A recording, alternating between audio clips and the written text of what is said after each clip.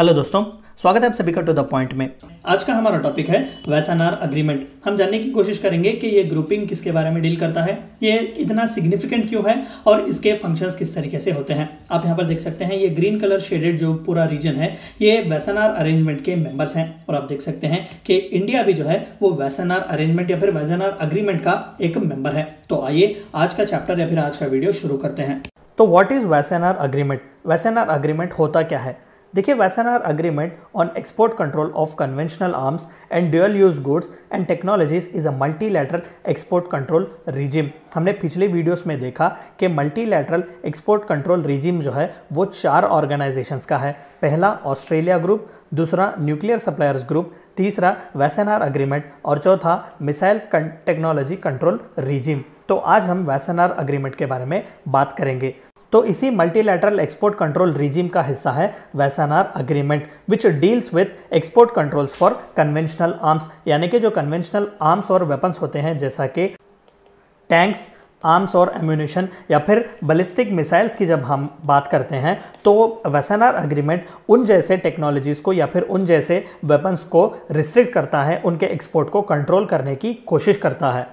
With 42 participating states, यानी कि Wassenaar agreement का मेंबरशिप 42 कंट्रीज का है and India is one among them, including many former Comecon Warsaw Pact countries. अगर आपको पता हो तो पोस्ट वर्ल्ड वॉर सेकेंड 1945 से लेकर 1949 तक जो है यूएसए और फिर उनके एलाइज ने नाटो फॉर्म किया था, ठीक है, नॉर्थ अटलांटिक ट्रीटी ऑर्गेनाइजेशन, जिनके तहत यूरोपियन कंट्रीज और यूनाइटेड स्टेट्स ने एक अलाई बनाया था, एक ग्रुप बनाया था। और as a result to this Russia ने ईस्टर्न हेमिस्फीयर में ज़्यादातर कंट्रीज को लेकर उस वक्त जो है ईस्ट साइड के यूरोपियन कंट्रीज जो कि उस वक्त पोलैंड, ईस्ट जर्मनी और यूक्रेन जैसे कंट्रीज हैं उन्हें लेकर वार्सा पैक्ट बनाया हुआ था। तो ये कॉमन कंट्रीज का भी एक इशू है या फिर उनकी ही एक ट्रीटी है। It was established to contribute to regional and international security and stability by promoting transparency and greater responsibility in transfer of conventional arms and thus preventing destabilizing accumulations। अगर आपने SALT treaties के बारे में सुना होगा, Strategic Limitation of Arms Treaty, कहीं ना कहीं वार्सा का ही एक रीज़न है या फिर वार्सा अग्रीमेंट का भी एक ऑफशूट है SALT ट्रीटी जो यूएसएसआर और यूएसए के बीच में हुआ था। तो ये स्ट्रैटेजिक आर्म्स को जो है रिडक्शन करता है। तो इसी तरीके से जो 42 कंट्रीज़ हैं जो कि वेपन या फिर न्यूक्लियर वेपन रिच्ड कंट्रीज़ हैं या फिर डिफेंस में जो है इनका डेवलपमेंट बहुत अच्छा है, तो इस तरीके के कंट्रीज़ के डिफेंस इक्विपमेंट्स को जो है कंट्रोल करने की कोशिश करता है। It is a successor to the Cold War era Coordinating Committee for Multilateral Export Controls (COCOM) and was established on 12 July 1996 in Wassenaar, the Netherlands, which is near The Hague। तो देखिए, ये cold war era की एक coordination committee बनाई गई थी कि USSR और यूएसए के बीच जो है वो हॉस्टिलिटीज़ को कम किया जाए। तो वैसानार अग्रीमेंट जो है वो इसी एक कमेटी COCOM यानी कि coordinating committee for multilateral export control का सक्सेसर है, जो कि वैसानार जो कि नेदरलैंड्स का एक सिटी है वहाँ पे साइन किया गया था। However, it is not a treaty। हमने देखा कि वैसानार जो है वो एक अग्रीमेंट है, ट्रीटी नहीं है। ट्रीटी होता तो लीगली बाइंडिंग होता and because it is an agreement it is not legally binding, यानी कि मेंबरशिप कंट्रीज पर जो है ये लीगली बाइंडिंग नहीं है, ये महज एक अग्रीमेंट है। As of February 2018 there are 42 participating states, India is one among them. Admission requires to, यानी कि वैसानार अग्रीमेंट का एक हिस्सा बनने के लिए मेंबर्स को जो है वो सर्टेन रिक्वायरमेंट्स फुलफिल करने हैं। तो वो क्या है?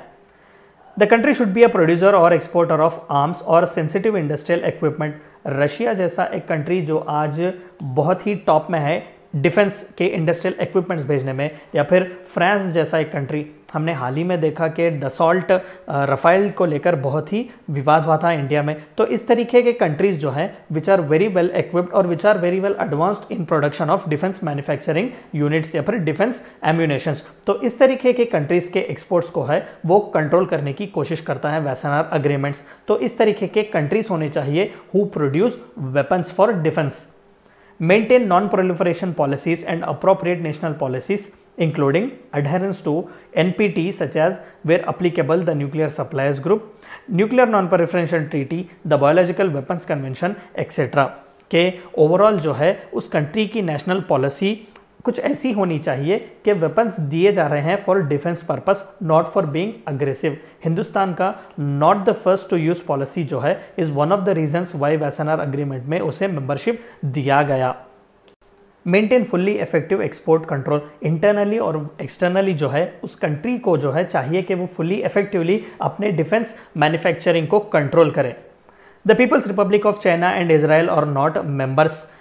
दरअसल चाइना जो है वो 4 ग्रुपिंग्स जिसकी बात हमने की जो मल्टीलैटरल एक्सपोर्ट रिजीम को कंट्रोल करते हैं वेपन्स को लेकर, तो उसमें से चाइना जो है सिर्फ NSG का मेंबर है, बाकी किसी भी ग्रुपिंग का वो मेंबर नहीं है। तो जाहिर सी बात है कि वैसनार अग्रीमेंट का भी चाइना मेंबर नहीं है। Even Israel being a nuclear enriched country इसका मेंबर नहीं है। India joined as 42nd participating state on 7 December 2017। तो ये थी चंद बातें जो आपको जाननी थी वैसनार अग्रीमेंट के बारे में। Thank you for watching my video.